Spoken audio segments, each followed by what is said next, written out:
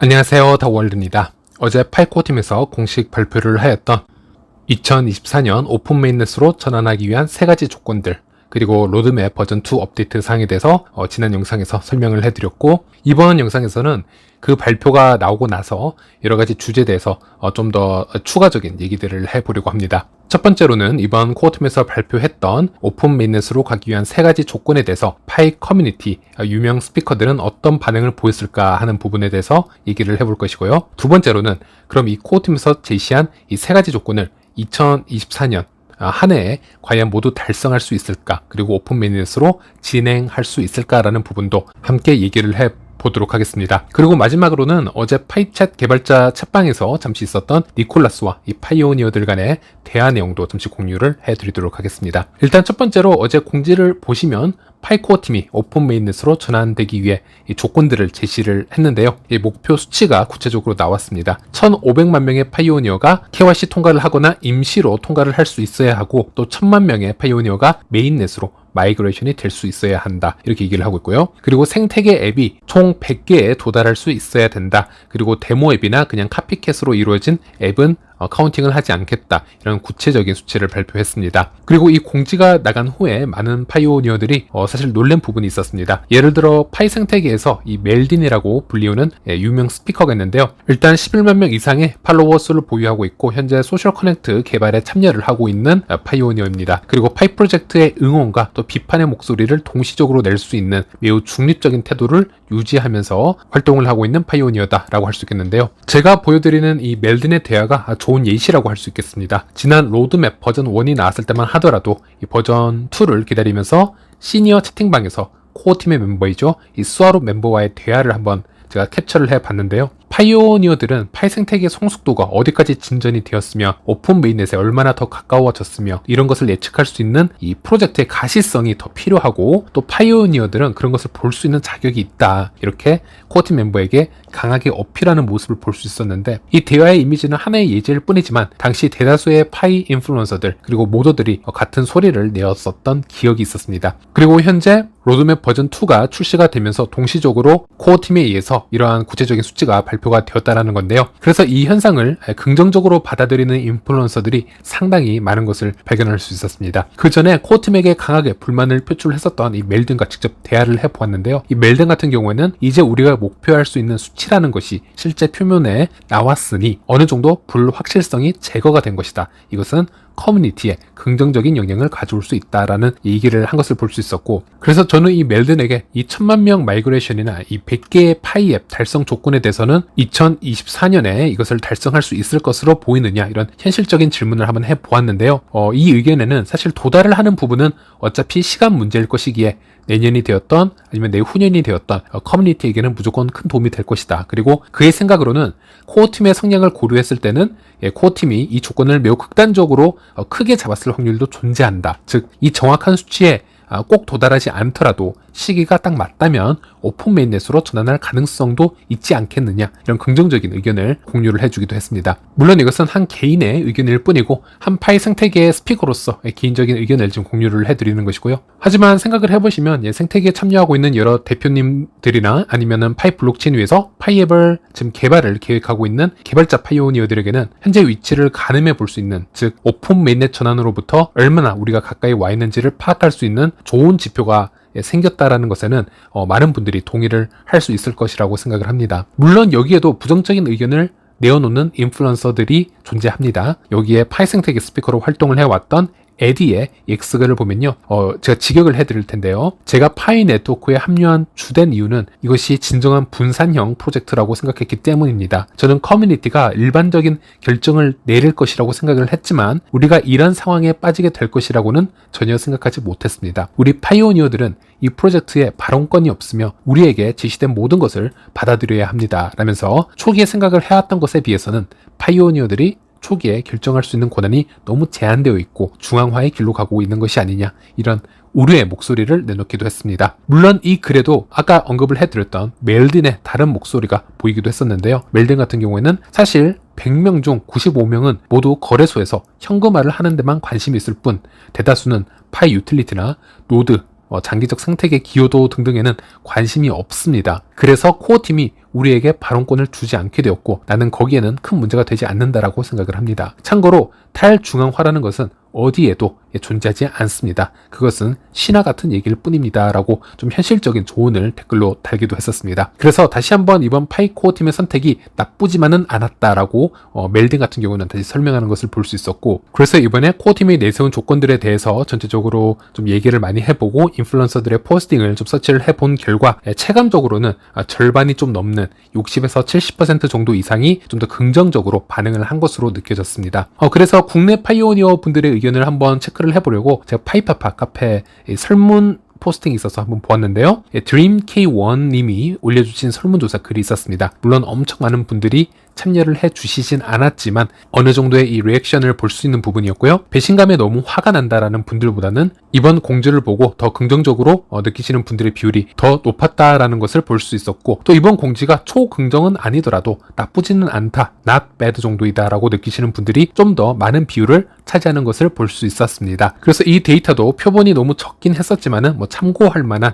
충분히 좋은 데이터였던 것 같습니다. 그리고 두 번째 주제에 대해서 한번 얘기를 해볼 텐데요. 그러면 과연 2024년에 과연 우리들이 저 조건들을 달성할 수 있을까에 대한 얘기를 해보려고 합니다. 물론 파이 오픈 메인넷을 편안하게 2025년 이후로 포커싱을 맞추고 있는 분들이 있으시다면 이 논쟁이 큰 의미가 없을 수도 있을 거라 생각을 합니다. 어쨌든 하지만 이 코어팀이 발표한 타이틀을 보면 2024년의 목표이기 때문에 수치적으로 논리적으로 한번 계산을 해볼 필요는 있겠죠. 일단 첫 번째 마이그레이션에 관한 얘기부터 해봐야 될 것 같습니다. 왜냐하면 마이그레이션은 파이오니어가 직접 담당을 하는 게 아니라 코어팀의 내부적인 요소들에 의해서 결정이 되는 부분이 크기 때문이고, 결국 마이그레이션이 내년 안에 1000만 명에 도달하지 못하고 큰 차이가 발생한다면 내년에 오픈 메인넷으로 전환을 하지 못한다는 얘기가 되겠습니다. 일단 많은 분들이 내년에 당연히 올해보다 마이그레이션의 속도가 빨라지지 않겠냐, 무조건적인 전제를 하고 있는 분들이 있으셨기 때문에 이 1000만 명의 마이그레이션이 매우 쉽게 달성이 될 수 있을 것이다 이렇게 예상하시는 분들이 많으셨습니다. 하지만 제 예측은 가능은 하지만 그렇게 쉽게 되지는 않을 것이다 라는 게 제 예측인데요. 보시면은 2022년에서 2023년으로 전환이 되었지만 마이그레이션의 속도는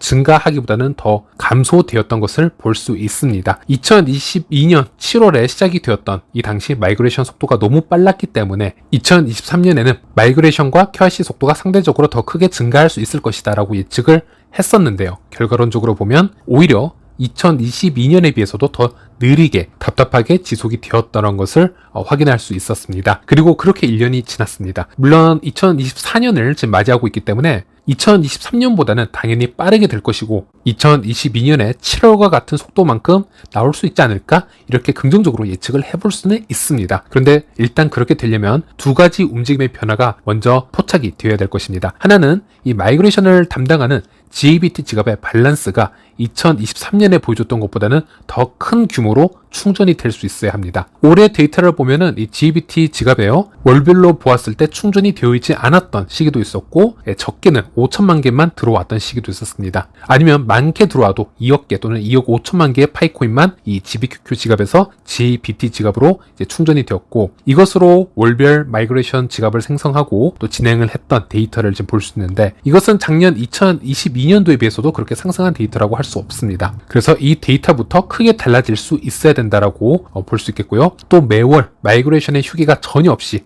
하루도 빠짐없이 꾸준히 2만 건씩 마이그레이션이 진행이 되어야 내년 12월 달에 겨우 1000만 건 마이그레이션에 도달을 할 수 있게 됩니다. 그래서 일단 쉽지는 않다라는 부분이고, 하지만 하루에 2만 건으로 계산을 해보지 않고요. 하루 평균 수치 중 좀 높게 측정을 할 수 있으면 2만 5천 건 정도 데이터 기준으로 계산을 해볼 수 있는데, 그런 식으로 꾸준히 마이그레이션이 되면은 휴게가 없이 앞으로 8개월 안에 1000만 건에 도달을 할 수 있게 될 겁니다. 아니면 정말 긍정적으로 생각을 해볼 수는 있겠습니다. 2022년 7월 기준으로 보면요, 하루에 10만 건까지 마이그레이션이 진행이 된 것을 볼 수 있었는데요. 2024년에 그것을 재현을 하게 된다면 더 이상 이렇게 어려운 계산을 할 필요는 없습니다. 계산이 매우 쉬워집니다. 쉬지 않고 매일 10만 건을 진행을 하게 되면 단 2달 만에 600만 지갑을 만들 수 있기 때문에 총 1000만 건의 마이그레이션에 쉽게 도달을 할 수 있게 됩니다. 하지만 이 2022년 7월 때를 보면요, 2022년 1월부터 꾸준히 시작되었던 이 KYC 신청서들이 모두 모여서 한 번에 진행이 되었던 시기이기 때문에 당시 또 KYC 마이그레이션에 어떠한 문제도 발견이 되지 않았던 시기였기 때문에 이때의 속도를 내년에 다시 재현을 할 수 있을까에 대한 의문점은 여전히 남아 있습니다. 그래서 이렇게 마이그레이션 조건만 보더라도 2024년에 1000만 건에 우리가 도달을 할 수 있을까? 저는 개인적으로 5대 5라고 보고 있고요. 2023년과 같은 속도로 진행이 된다면 2024년에는 1000만 건 지갑에 도달을 하지 못하게 될 것입니다. 즉 어떠한 변화를 만들어내는 게 매우 중요합니다. 그리고 오픈 메인넷으로 전환하기 위한 조건 중 파이의 100개에 도달해야 된다는 부분에 대해서도 얘기를 해보려고 합니다. 사실 이 부분은 어떻게 생각하자면 도달하기 가장 어려운 부분일 수도 있겠다, 이렇게 말씀하시는 분들도 많으시고요. 또 어떤 기준으로 보자면 의외로 가장 쉬워 보이는 조건일 수도 있겠다, 또 이렇게 역으로 얘기를 해볼 수도 있겠는데요. 좀 이상하게 들릴 수 있겠지만 코어팀에서는 파일 생태계 앱이 약 40개 정도로 있다라고 얘기를 하고 있고, 물론 단순 데모 앱이나 카피 제품은 카운팅하지 않겠다, 이렇게 제약을 걸고 있고, 이것이 100개에 도달을 해야 된다라고 얘기를 하고 있습니다. 만약 파이 코어팀에서 아무런 계획을 하지도 않고 커뮤니티에서 파이 앱이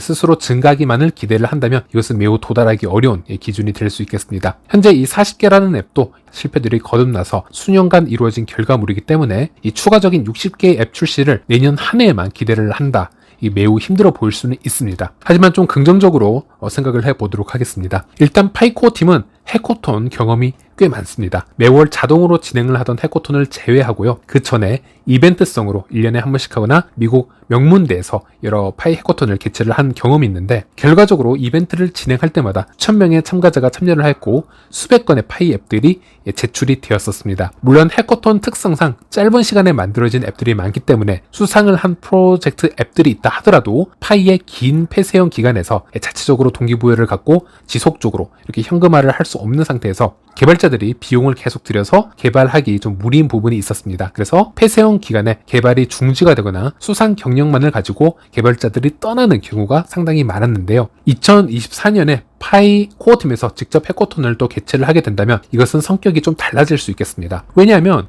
이미 오픈 메인넷으로 전환이 될 수 있는 구체적인 수치가 개발자들에게도 가시적으로 제공된 상태이기 때문에 개발자 입장에서도 이 개발의 시간적, 비용적 투자함에 있어서 이 정도면 해볼만 하다라는 생각을 갖게 할 수도 있을 겁니다. 그리고 2024년 이 로드맵 버전 2 업데이트를 보면요, 해코톤 관련 미래 업데이트가 나와 있는데 새로운 형태의 커뮤니티 해코톤이나 주제별 일회성 해코톤, 또 기술 인력이 집중이 되어 있는 이 학교를 통한 해코톤을 계획하고 있다는 것을 볼 수 있습니다. 그리고 파이 인큐베이터 프로젝트, 또 이 버전 2 업데이트를 보면 여러 프로젝트의 보조금 및 멘토링 기회를 계획을 하고 있기 때문에 코어팀이 정말 100개의 앱을 생태계에 받아들여야 된다는 그런 시점이 된다면 의외로 내년 안에 몇 차례의 해커톤과 이 인큐베이터 시스템, 그리고 스스로 커뮤니티에서 자체적으로 개발한 앱들이 합해지면 추가적으로 60개의 앱은 충분히 나올 수 있지 않을까 한번 예상을 해볼 수 있겠고요. 그리고 개발자의 움직임들도 한번 지켜볼 필요가 있겠습니다. 시기적으로 크립토 시장이 약세장으로 변화가 되면요, 블록체인 개발자들이 많이 떠나게 됩니다. 대표적인 예로 이더리움이나 솔라나 위에서 개발을 하던 개발자들 수치를 한번 보게 되면 2022년부터 약세장으로 접어들면서 개발을 하지 않고 떠나는 모습을 확인할 수 있는데, 반대로 크립토 시장이 강세장으로 접어들게 되면 개발자들이 다시 블록체인 위로 개발을 위해서 모일 수 있다라는 얘기가 되겠습니다. 스텔라 같은 경우는 이 스마트 컨트랙트가 없는 블록체인이었고 디파이 생태계가 이더리움이나 솔라나에 비해서 매우 약했던 생태계였기 때문에 수치적으로는 높진 않았으나 최근에 스마트 컨트랙트 또 업데이트를 진행을 하고 있고, 약세장에서도 개발자 수치를 보면요, 여러 활동이 크게 줄지 않은 것을 볼 수 있었습니다. 이런 점은 아직 전체 규모에선 이더리움이나 솔라나와 비교할 바는 아니지만 앞으로 스텔라에서도 더 많은 개발자들이 모일 수 있음을 예상을 할 수 있겠고요. 또 그 개발자들이 2024년에는 동시적으로 파이에서도 똑같이 개발에 관심을 가질 확률이 있다고 생각을 합니다. 대표적인 예로 파이 공식 이 채널에 소개가 되었던 개발자이죠. 이 스텔라 생태계에서 라이트 민트인 NFT와 게임 플랫폼을 운영하고 있는 대표이죠. 이 프레드가 파이 초반 생태계에서 스텔라뿐만이 아니고 파이에서도 여러 테스팅을 진행을 했던 이력이 있습니다. 그래서 내년부터는 이제 이런 케이스들이 좀 더 증가해서 나오지 않을까, 좀 더 긍정적인 예상을 해볼 수도 있겠습니다. 그리고 여기서부터는 음모설을 하나 더 추가해 볼 수도 있겠습니다. 이것은 재미로만 들어주시면 되겠고요. 파이 네트워크 공지에서도 볼 수 있었듯이 스텔스 프로젝트가 있다라고 언급을 하였습니다. 그래서 이와 관련된 사항은 이 로드맵 버전 2에 직접적으로 언급을 하지 않았다 이런 얘기를 했는데요. 과연 이 프로젝트가 어떤 프로젝트들이길래 이렇게 언급을 하는 건지는 상당히 호기심을 불어일으킬 만한 부분이라고 생각할 수 있겠는데요. 일단 우리가 흔히 말하는 뇌피셜 추측만 해볼 수 있겠습니다. 예전부터 코어팀에서는 모도와의 미팅에서 아주 잠시지만 외부의 업체들과 협력할 수 있는 앱을 제작 중이다라는 이 뉘앙스를 내비쳐서 제가 영상에서도 한번 짧게 소개를 한 적이 있었는데요. 그리고 그 후 얼마 지나지 않아 이 공지에서도 또 그런 궁금증을 자아낼 수 있을 만한 외부 업체와의 파트너십이 아주 짧게 잠시 얘기가 되기도 했습니다. 그리고 그 당시 영상을 보시면 다 아시겠지만 제가 절대 이 파이와 어떤 대기업의 제휴를 언급한 게 아닙니다. 코어팀에서 얘기를 했던 것은 비공식적으로요. 어떤 외부 업체 정도로만 표현을 하였기 때문에 여기에 대해서는 너무 부풀려지는 소문은 가려서 들으시길 바라겠고요. 그리고 이런 일이 사실이라고 한다면은 그 외부 업체에서는 여러 리스크가 존재할 겁니다. 미국 시장 내에서 크립토 규제권이 아직 명확하지 않고 또 여러 파이 자체 프로젝트도 지금 성공 여부에 따라 지금 외부 업체 이미지에도 손상이 갈 수 있기 때문에 매우 조심스럽고 당연히 스텔스 개발로만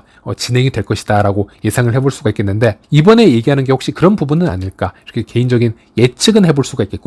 아니면 이런 부분은 모두 어떠한 이유로 사라졌다라고 가정을 해보겠습니다. 그렇다면은 이번에 이 파이 페스트 기간을 통해서 이 파이 커머스와 같은 파이 코어 팀에서 자체적으로 이런 앱들을 준비하는 게 아닌가, 어떤 외부와의 협력 관계는 아니고요. 그래서 이런 경우는 파이 코어 팀에서 자체적으로 비밀리에 개발을 하는 것일 수도 있겠습니다. 그것을 그냥 스텔스 프로젝트라고 부르는 것일 수도 있겠고요. 사실 파이 코어 팀에서 비밀리에 여러 게임 앱 같은 경우는 테스팅을 해왔습니다. 그것도 사실 스텔스 프로젝트라고 부를 수가 있습니다. 그런 앱들을 모도성까지만 기밀로 해서 여러 버그를 픽싱을 해보면서 이런 테스팅을 해보았는데요. 예를 들어 파이 피아노 게임이나 이 매치 파이 게임 등등 여러 가지 게임 관련 앱들도 있었는데 그런 앱들은 앞으로 공식적으로 출시가 될지 다시 버려질지는 모르겠지만 이렇게 비밀리에 파이코어 팀이 자체적으로 개발하고 있는 것들도 스텔스 프로젝트라고 불리울 수 있겠습니다. 스케일은 좀 작지만 이렇게 예상을 해볼 수도 있겠고요. 참고로 이 스마트 컨트랙트의 생태계로 유명한 이더리움과 솔라나를 보면요. 이더리움의 이 뎁수는, 이 디앱의 수는 약 3,000개 정도입니다. 그리고 솔라나는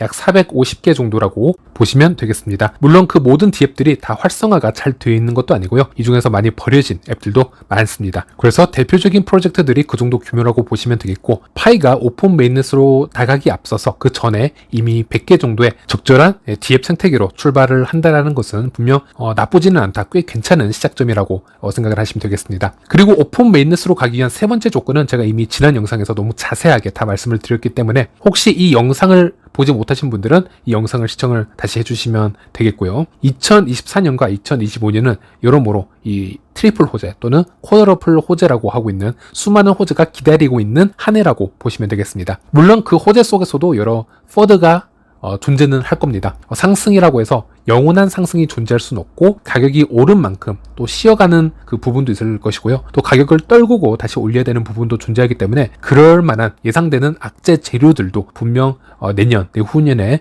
존재한다라고 말씀을 드렸고 예를 들어 현물 ETF가 승인이 되면 비트코인 매도 물량이 대거 나올 수 있는 부분 또는 마운트 곡스 사건에 연루된 물량이나 사토시 시절의 비트코인 매도 물량 등등은 내년에도 지속적으로 발생이 되어서 일시적으로 암호화폐 시장을 얼어붙게 할 수 있다. 그럼에도 불구하고 상승 재료들이 훨씬 더 많은 시장이기 때문에 즉 코어팀이 말한 세 번째 조건은 내년 중후반부터는 언제든 불장의 본격적인 진입이 될 가능성이 있다. 이렇게 말씀을 드렸고요. 그래서 코어팀의 이 조건들을 다시 마무리 정리를 해보자면 2024년에 오픈 메인넷이 불가능한 것은 아니라고 보고 있고 코어팀이 제시한 세 가지 조건 중 의외로 가장 큰 걸림돌은 많은 분들이 이 두 번째 100개의 앱 달성으로 얘기를 하고 있지만 저 같은 경우는 오히려 이 첫 번째 마이그레이션 양이 될 수도 있겠다 이렇게 정리를 해드렸고 물론 이 부분은 제 우려와 다르게 내년에 초반부터 많은 마이그레이션이 대량으로 일어나길 바라봅니다. 그래서 제 리뷰는 이렇게 정리를 해보겠고요. 그리고 어제 파이 개발자 챗방에서 니콜라스와 파이오니어들 간의 대화가 있어서 잠시 제가 공유를 해드리도록 하겠습니다. 일단 한 유저가 KYC가 통과가 되고 있지 않다 이렇게 얘기를 하였고 니콜라스는 여기에 대해서 올해 우리 코어팀은 이 막혀있는 KYC 사례에 추가 노력을 기울 것이다 라고 얘기를 하고 있습니다. 이것은 지속적으로 언급을 해드렸던 고착된 KYC 건수들 미싱필드나 사진이나 비디오 촬영 등의 문제로 인해서 고착되었던 건수들, 이제 이런 부분을 얘기를 하는 것일 것이고요. 물론 이런 반복되는 질문과 답변을 보았을 때는 좀 기계적으로 대화가 오고 가는 게 아닌가 이런 느낌을 가질 수는 있겠지만 좀 더 관심을 가지시고 이 프로그레스를 보면은 분명하게 진전 사항이 있었습니다. 실제 KYC 재검증 기회가 대량으로 또 왔었고 또 많은 분들이 KYC를 통과하는 이슈들이 있었습니다. 그리고 코어팀은 이런 부분을 좀 더 신경 써서 개선해 나가겠다, 지금 이 얘기를 하고 있는 것이고, 또 한 유저는 이 노드 보너스가 불안정하게 상승과 하락을 반복하고 있다. 현재는 좀 더 안정적인 상태인데 노드 보상이 예전보다 좀 더 감소한 것 같다라는 얘기를 한 유저를 볼 수 있었고, 니콜라스는 다음 분기에 이 문제를 해결할 계획입니다. 그러니까 2024년 1분기가 되겠죠. 또한 0.49 버전이 거의 준비가 되어 있고 1월 초에 이 새로운 버전을 출시할 것입니다 라는 얘기를 니콜라스가 하고 있습니다. 여기서 이 노드 0.49 버전은 기존의 0.47 버전과 0.45 버전에서 버그를 수정하고 서로 머지한 새로운 버전이라고 보시면 되겠고요. 0.45 버전이 모든 파이오니어들에게 배포가 된 버전이고 0.47 버전이 이 특수한 이슈들이 있는 버전이라고 보시면 되겠는데, 코어팀은 이 0.49 버전은 기존의 이 0.47 버전에 존재했던 여러 버그 문제들을 다 픽싱을 해서 0.45로 다시 가져와서 머지시킨 새로운 버전이다. 그리고 이 버전은 내년 1월 정도에 새로 출시가 될 예정이다. 이제 이런 얘기를 한 것을 볼 수 있었습니다. 또 어떤 유저는 니콜라스에게 메인넷으로의 이 마이그레이션의 문제가 대기열에 있어서 너무 오래 걸리고 있습니다, 이런 이제 얘기를 하였고, 니콜라스는 네 맞습니다. 이 코드 부분은 각 사람이 모든 문제 상황에서 정확히 한 번만 마이그레이션 하도록 좀 다중 확인을 수행하고 있습니다. 그러나 생산자 소비자 방식으로 병렬성을 허용하는 개선 계획이 있습니다 라고 하고 있고요. 물론 현재는 여러 정확한 마이그레이션을 위해서 아주 신중하게 체킹을 해서 진행을 하고 있는 것으로 알고 있는데, 내년에는 이 부분에서 좀 효율적으로 속도를 내었으면 하는 바람이 있습니다. 그리고 한 개척자는 안드로이드 휴대폰으로 KYC를 신청을 할 때 카메라가 지연이 되거나 멈추게 되는 여러 버그가 발생을 하고 있다. 이 문제를 해결해야 된다라는 얘기를 하고 있고, 니콜라스는 네, 이 부분에 대해서는 내년 1분기에 중요한 이 자원과 주의가 증가하게 되어서 막힌 사례들을 해결하는데 지금 도움을 주고 있다. 여기에 대해서도 충분한 개선 사항이 나올 것이다. 지금 이 얘기를 하는 것을 볼 수 있었습니다. 네, 영상이 너무 길어지고 있어서 이번 영상은 여기까지만 해드리도록 하겠습니다. 네, 시청해주셔서 감사합니다.